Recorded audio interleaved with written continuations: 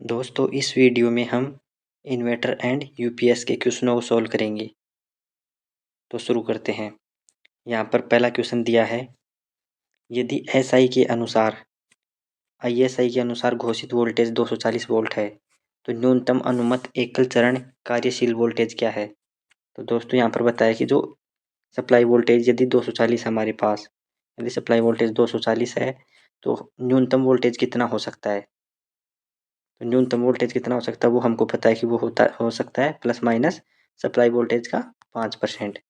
Supply voltage का 5% हो सकता है। जब 240 का 5% निकालेंगे तो हमारे पास आएगा यहाँ पर 228 वोल्ट।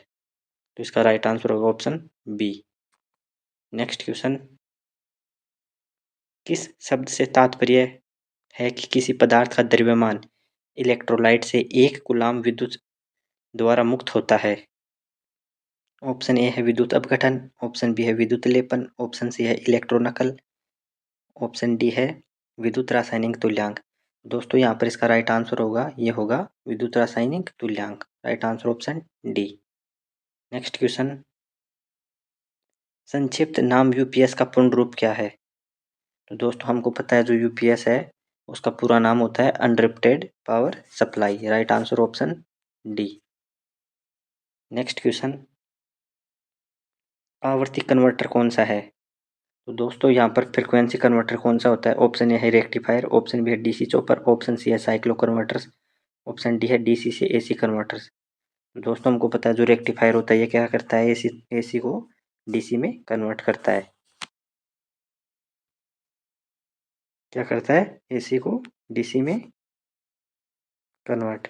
और जो डीसी चॉपर होता है ये करता है डीसी वोल्टेज को परिवर्तित डीसी वोल्टेज में। और जो साइक्लो कन्वर्टर होता है ये होता है हमारा फ्रीक्वेंसी कन्वर्टर। तो इसका राइट आंसर होगा option C. Next question, PWM का पूर्ण रूप क्या है। तो दोस्तों जो पीडब्ल्यूएम होता है उसका पूर्ण रूप होता है पल्स विड्थ मॉड्यूलेशन।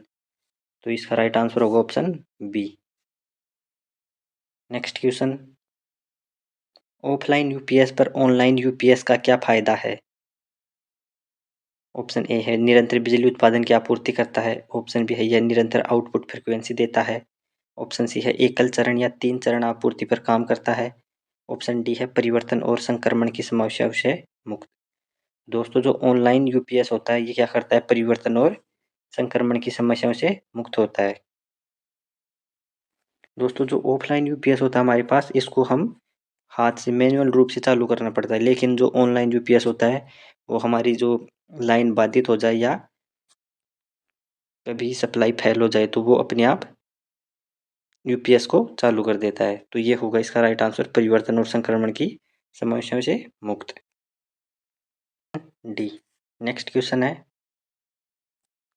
निरंतर आउटपुट वोल्टेज का उत्पादन करने के लिए एक स्वचालित वोल्टेज स्टेबलाइजर में किस इलेक्ट्रॉनिक सर्किट का उपयोग किया जाता है। Option A rectifier circuit, option B है एम्पलीफायर सर्किट, ऑप्शन सी है दोलन सर्किट, ऑप्शन डी है फीडबैक सर्किट। तो दोस्तों यहाँ पर बताया कि जो स्वचालित वोल्टेज स्टेबलाइजर में तो हम क्या करते हैं, निरंतर आउटपुट वोल्टेज बनाए रखने के लिए क्या करते हैं, हम जो आउटपुट है उसका कुछ अंश इनपुट में वापस दे देते हैं। जो हमारे पास आउटपुट मिलता है उसका अंश हम कुछ अंश उसका इनपुट में देने को क्या बोलते हैं, फीडबैक बोलते हैं। तो इसका राइट आंसर होगा option D, feedback circuit. Next question, स्वचालित वोल्टेज स्टेबलाइजर्स के लिए किस फीडबैक नेटवर्क का उपयोग किया जाता है। ऑप्शन ए धारा डिवाइडर नेटवर्क, ऑप्शन बी है voltage divider network, option C है tap transformer network, option D है प्रतिरोध तापमान डिटेक्टर नेटवर्क। तो दोस्तों यहाँ पर इसका राइट आंसर होगा, ये होगा option B, divider network, voltage divider network. Next question, चरणबद्ध वोल्टेज स्टेबलाइजर में कौन सा विद्युत उपकरण वोल्टेज को सक्रिय कर रहा है। ऑप्शन ए ऑटोस्टेट, ऑप्शन बी है आउटपुट ट्रांसफार्मर, ऑप्शन सी है over voltage relay, option D है अंडर वोल्टेज रिले। तो इसका राइट आंसर होगा ऑप्शन ए, ऑटोस्टेट। नेक्स्ट क्वेश्चन, एक डिस्चार्ज सेल के आंतरिक प्रतिरोध में क्या प्रभाव होता है।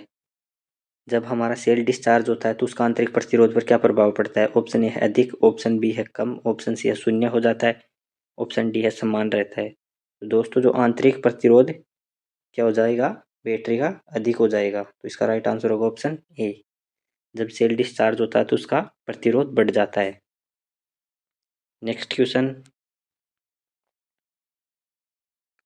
वोल्टेज और एम्पीयर प्रति घंटे की गणना करें यदि समांतर में जुड़े 4 सेल 1.5 वोल्ट और 8 एम्पीयर हॉर के रूप में रेट की गई है। तो दोस्तों यहाँ पर बताया गया है कि समांतर में कितने सेल जुड़े हैं, 4 सेल जुड़े हैं।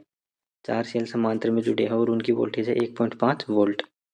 तो हमको पता है कि जो समांतर में सेल जुड़े होते हैं उनकी वोल्टेज, कुल वोल्टेज होगी एक सेल के बराबर की वोल्टेज। तो यहाँ पर इसका राइट आंसर होगा option D, 1.5 volt and 32 ampere hours. Next question, स्वचालित स्टेप्ड वोल्टेज स्टेबलाइजर का अनुप्रयोग कौन सा है?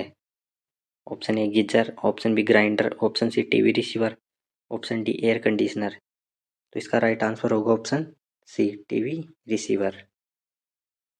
नेक्स्ट क्वेश्चन, इन्वर्टर का कार्य कौन सा है? इन्वर्टर क्या काम करता है? ऑप्शन ए एसी वोल्टेज को डीसी वोल्टेज में परिवर्तित करता है, ऑप्शन बी है डीसी वोल्टेज को एसी वोल्टेज में परिवर्तित करता है, ऑप्शन सी है डीसी वोल्टेज को उच्च डीसी वोल्टेज में परिवर्तित करता है, ऑप्शन डी है एसी वोल्टेज को उच्च एसी वोल्टेज में परिवर्तित करता है। तो दोस्तों इन्वर्टर करता है ये डीसी वोल्टेज को एसी वोल्टेज में परिवर्तित करता है। तो राइट आंसर होगा option B. Next question, inverter में आउटपुट ट्रांसफार्मर का उद्देश्य क्या है? ऑप्शन ए इनपुट एसी को step up, option B input AC को step down, option C amplifier से एसी स्टेप अप करे, ऑप्शन डी एम्पलीफायर से एसी स्टेप डाउन करे। तो दोस्तों इसका राइट आंसर होगा ऑप्शन सी, जो ये होगा एम्पलीफायर से एसी स्टेप अप करे, जो एम्पलीफायर के द्वारा वोल्टेज को स्टेप अप करता है। तो right answer option C. Next question, स्वचालित वोल्टेज स्टेबलाइजर में किस प्रकार के आउटपुट ट्रांसफार्मर का उपयोग किया जाता है? दोस्तों यहाँ पर बताया गया कि जो स्वचालित वोल्टेज स्टेबलाइजर होता है उसमें कौन सा ट्रांसफार्मर उपयोग किया जाता है। ऑप्शन ए है ऑटो ट्रांसफार्मर, ऑप्शन बी है रिंग कोर प्रकार का ट्रांसफार्मर, ऑप्शन सी है स्थैतिक ट्रांसफार्मर, ऑप्शन डी है फेराइट कोर प्रकार का ट्रांसफार्मर। तो दोस्तों इसका राइट आंसर होगा, ये होगा ऑप्शन ए ऑटो ट्रांसफार्मर। नेक्स्ट क्वेश्चन, नियत वोल्टेज ट्रांसफार्मर किस सिद्धांत पर काम करता है? ऑप्शन ए स्वप्रेरण सिद्धांत, ऑप्शन बी विभवपात सिद्धांत, ऑप्शन सी फेरो अनुनादित सिद्धांत, ऑप्शन डी अन्योन प्रेरण सिद्धांत। दोस्तों यहाँ पर है नियत वोल्टेज ट्रांसफार्मर। तो इसका राइट आंसर होगा, ये होगा ऑप्शन सी फेरो अनुनादित सिद्धांत। Next question, servo voltage stabiliser में किस ट्रांसफार्मर का उपयोग किया जाता है? Option A step up transformer, option B step down transformer, option C toroidal auto transformer, option D नियत वोल्टेज ट्रांसफार्मर। तो दोस्तों जो सर्वो वोल्टेज स्टेबलाइजर होता है उसमें हम टोरोडियल ऑटो ट्रांसफार्मर का प्रयोग करते हैं। तो इसका राइट आंसर होगा ऑप्शन सी। नेक्स्ट क्वेश्चन,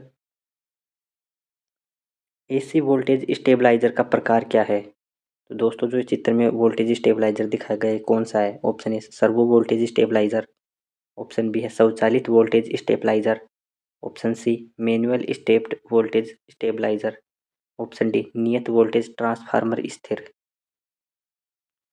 तो दोस्तों इसका राइट आंसर होगा, ये होगा ऑप्शन सी, ये है मैनुअल वोल्टेज स्टेबलाइजर। यहाँ पर जो इस पर टेपिंग दी गई है। नेक्स्ट क्वेश्चन, वोल्टेज स्टेबलाइजर में इलेक्ट्रॉनिक सर्किट में शॉर्ट सर्किट दोष की जांच करने के लिए किस उपकरण का उपयोग किया जाता है? Option A meter, option B voltmeter, option C ohm meter, option D multimeter. दोस्तों यहाँ पर बताया गया कि इलेक्ट्रॉनिक सर्किट में शॉर्ट सर्किट है तो हम क्या करते हैं, मल्टीमीटर के द्वारा हम सभी दोष ज्ञात कर सकते हैं। तो इसका राइट आंसर होगा option D multimeter. Next question, एक साधारण इन्वर्टर में महत्वपूर्ण चरण क्या है? ऑप्शन ए दोलक और दिष्टकारी चरण, ऑप्शन बी दोलक और एम्पलीफायर चरण, ऑप्शन सी एम्पलीफायर और ट्रांसफार्मर निर्गत चरण, ऑप्शन डी दोलक एम्पलीफायर और ट्रांसफार्मर उत्पादन चरण। तो दोस्तों इसका राइट आंसर होगा, ये होगा जो एक साधारण इन्वर्टर होता है उसमें ओसिलेटर दोलक भी होता है, एम्पलीफायर भी होता है और ट्रांसफार्मर भी होता है। तो इसका राइट आंसर होगा ऑप्शन डी। नेक्स्ट क्वेश्चन, वर्ग तरंग इन्वर्टर का उपयोग कहाँ किया जाता है? जो स्क्वायर वेव इन्वर्टर होता है उसका यूज हम कहाँ करते हैं? Option A computer, option B TV receiver, option C DVD player, option D सामान्य प्रकाश व्यवस्था। तो दोस्तों जो तरंग इन्वर्टर होता है, वर्ग तरंग इन्वर्टर होता है, उसका प्रयोग हम जर्नल लाइटनिंग में करते हैं। इसका राइट आंसर होगा ऑप्शन डी सामान्य प्रकाश व्यवस्था। नेक्स्ट क्वेश्चन, यूपीएस का बैकअप समय कैसे बढ़ाया जा सकता है?